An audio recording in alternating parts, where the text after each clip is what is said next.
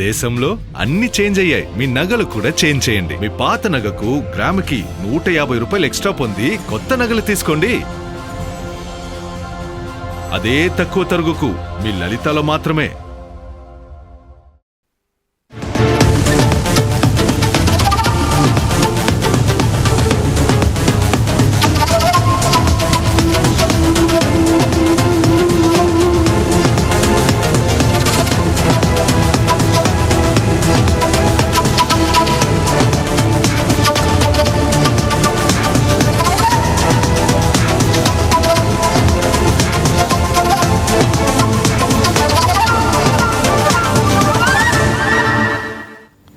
Breaking news చూస్తున్నాం.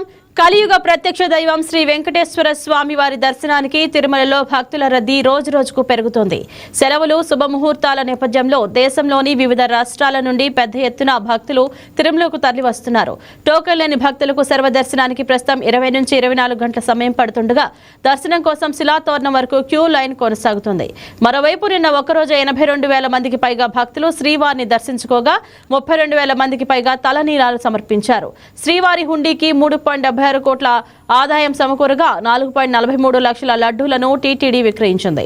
భక్తుల రద్దీపై మరింత సమాచారం మా ప్రతినిధి పన్నీర్ సెల్వం లైవ్ ద్వారా అందిస్తారు. Yes Selvam, good morning. Over to you. Good morning. చూస్తుంటే కలియుగ ప్రత్యక్ష దైవం వెంకటేశ్వర స్వామిని దర్శించుకునేందుకు భక్తులు కూడా భారీగా తిరుమలకు తరలిస్తున్నారని మనం ప్రధానంగా చెప్పుకోవచ్చు. ఏదైతే వేసవి సెలవులు ముగుస్తున్న నేపథ్యం ముగిసిన అనంతరం కూడా ఇప్పటికీ కూడా చూసుకుంటే తిరుమలకు భక్తులు పోటెత్తుతున్నారు.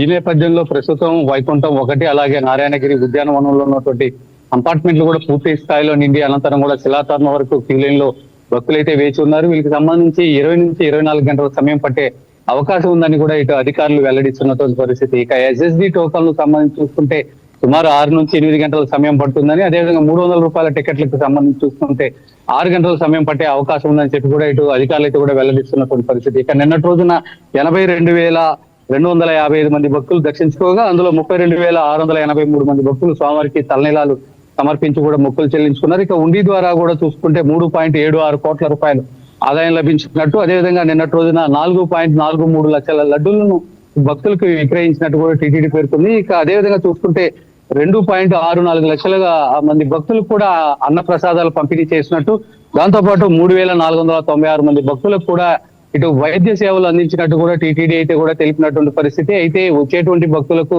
ఎలాంటి ఇబ్బంది తలెత్తకుండా కూడా పక్కా ప్రణాళికతో ఎప్పటికప్పుడు కూడా దర్శనం చేస్తున్నటువంటి పరిస్థితి అయితే తిరుమలలో నెలకొంది. ముఖ్యంగా చూసుకుంటే ఏదైతే కూడా నిన్నటి రోజు గురువారం కూడా సంబంధించి కూడా చూసుకుంటే ఏదైతే సర్వదర్శనం కూడా 8 గంటలకి ప్రారంభం అవుతుంది. ఆ సమయం దానికంటే ముందు కూడా తిరుపావడ సేవ, ఈ సేవలను కూడా ఉపయోగించుకొని ఇటు భక్తుల్ని కూడా దర్శనం కల్పిస్తున్నటువంటి పరిస్థితి అయితే కూడా ప్రస్తుతం తిరుమలలో నెలకొంది. అయితే సంబంధించి మరోపక్క ఏదైతే కూడా క్యూ లైన్ లో వేచి ఉంటారో ఆ భక్తులకు నిరంతరాయంగా అన్నప్రసాదం, పాలు, నీళ్లు, మజ్జిగ లాంటివి కూడా అందిస్తున్నారు. వీటినంతా కూడా ఇటు డిప్యూటీఓ స్థాయి అధికారులు పర్యవేక్షిస్తూ శ్రీవారి సేవకులను ఉపయోగించుకుంటూ కూడా వాళ్ళకి కూడా ఇటు నిరంతరాయంగా అన్నప్రసాదాలు కూడా అందిస్తున్నారని మనం ప్రధానంగా చెప్పుకోవచ్చు. మరో ముఖ్యంగా కూడా సంబంధించి ఏదైతే విఐపి ప్రోటోకాల్ ఉంటుందో ప్రోటోకాల్ సిఫార్సు లేఖలకు కూడా దర్శనం కల్పించబోమని చెప్పి టీటీడీ అధికారులు కూడా ఇప్పటికే వెల్లడిస్తున్నటువంటి పరిస్థితి. ఈ నేపథ్యంలో ప్రోటోకాల్ పరిధిలో ఉన్నటువంటి వ్యక్తులకు మాత్రమే ఇటు దర్శనం కల్పిస్తామని చెప్పి టీటీడీ కూడా ముఖ్యంగా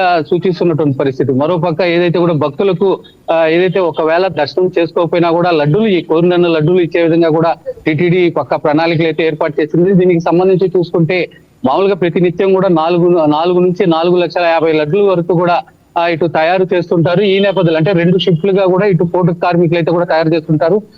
ఇక్కడ కూడా భక్తుల లడ్డూలో ఇబ్బంది కలగకుండా ఉండేందుకు కూడా బఫరింగ్ స్టాక్ కింద కూడా సుమారు 7 లక్షలకు పైగా కూడా లడ్డూలు బఫరింగ్ స్టాక్ కింద కూడా ఉంచుకున్నట్టు కూడా మనకి అధికారులు అయితే కూడా వెల్లడిస్తున్నటువంటి పరిస్థితి. ఈ నేపథ్యంలో చూస్తే కొంతమంది అనధికారిక వెబ్సైట్ అయినటువంటి టీటీడీ అనధికారిక వెబ్సైట్ లో కూడా టికెట్లు తీసుకున్నామని చెప్పి కూడా కొంతమంది దళార్ చేతుల్లో మోసపోతున్నారు. ఈ నేపథ్యంలో టీటీడీ అదనపు ఈవో దానిపైన కూడా ఒక స్పష్టత అయితే కూడా ఇచ్చినటువంటి పరిస్థితి. అయితే టీటీడీ అధికారిక వెబ్సైట్ ని ఉపయోగించుకొని ఇటు స్వామివారి దర్శనానికి టికెట్లు కూడా బుక్ చేసుకోవాలని చెప్పి కూడా ముఖ్యంగా సూచిస్తున్నటువంటి పరిస్థితి.